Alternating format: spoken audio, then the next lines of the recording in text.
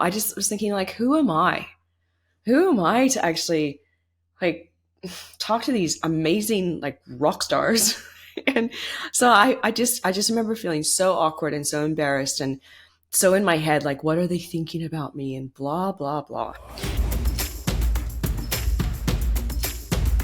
Welcome to episode 110. In this episode, I want to talk about worthiness, feeling worthy, feeling like you belong wherever you go. And yes, there's a story. So I was roughly 22 years old and I was living in San Diego at the time. And I was dating a guy who was with throughout my entire 20s or most of my 20s, from the time I was sort of end of being 21 up to 28 before I moved to Australia. And he was from Florida. And he knew this woman named Jessica Mills. And Jessica Mills was the only female in a punk rock band named Less Than Jake. And she was a horn player. So he knew her because they grew up together in Florida. And Less Than Jake was doing a tour around the States. And they came to San Diego. Now, they were an up-and-coming band. They didn't have a big budget. They weren't like famous yet. They were on their way, though. They were getting to be quite well known. And so my ex was like, "Oh yeah, you guys, you could crash at my apartment." That, after the show, and they're like, "Yeah, that'd be great. They could save us some money." So I remember, we they gave us obviously free tickets to go to the show, and we were at this big venue in San Diego, and it was absolutely sold out. It was packed. It was amazing. There's so many people, and I was like, "Wow, this is amazing!" And my boyfriend at the time took me backstage, and he ran me across the stage while they were jamming on stage, and the whole experience was really fun. And I remember feeling like kind of in awe of the moment, like being on stage and these famous people, these musos. And I was like, wow, this is amazing. Now, after the show, they went back to my boyfriend's house or apartment at the time. And naturally, I went with him and we were hanging out. And I just remember feeling so unworthy. I was absolutely tongue-tied. I felt like a dick. I felt like an idiot.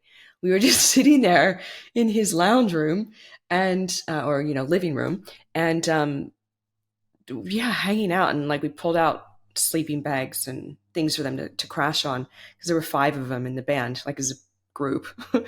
And you're just hanging out, and I don't think I said a thing. I just didn't know. I just was thinking, like, who am I? Who am I to actually like talk to these amazing like rock stars? And so I just remember feeling so awkward and so embarrassed and so in my head, like, what are they thinking about me? And blah, blah, blah.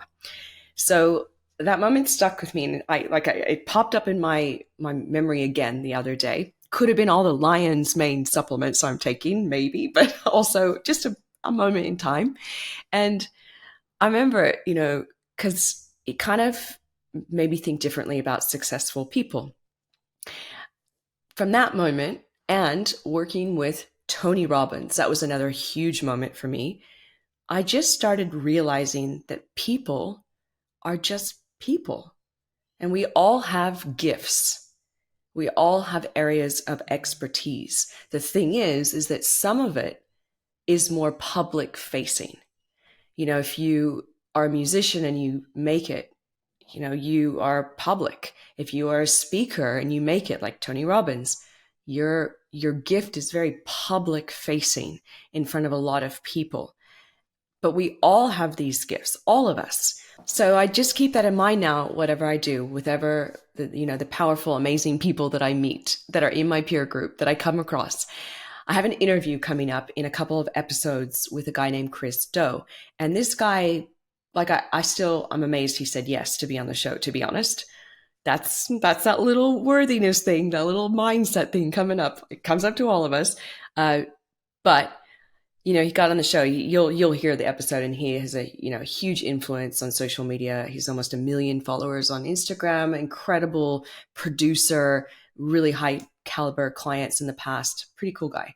and I've been following him for a while. So then when he like booked in with me for the show, I was like, oh shit, who am I to do this interview? The little like less than Jake voice moment came back in. I'm like, wait, hold on a second. Just because he had this public facing agency and worked with big clients and has that personality where, you know, he's out there doing really cool things, he's just a person. He just like literally is. And in that interview, it was a beautiful reminder of that. He has the same struggles and has had the same struggles in his business. He also has a business coach. He also has this like the same struggles that we all have. It's just that he's more public facing. Like he's just more of a public person. And so I think that I wanted to share these stories with you because I wanted you to remember that you are so worthy of being around amazing people and just in general reflecting back on the good things that you've done in your life. Just this alone, if you've ever started a business and kept it afloat for more than 2 years, that in and of itself is an accomplishment that most human beings on our planet cannot ever say that they've done. If you have been a parent, a step parent, like in my case, and raised children, there's so many things to be proud of yourself with. And going ahead, just remember that you are totally worthy, and whatever huge, massive projects, people, collaborations, new ventures that you want to start, we all started somewhere, and they're just people. They're just people. So go out there and be a good, beautiful, amazing person in this world and strut your stuff because you are amazing. And I'll talk to you in the next episode. Bye, guys.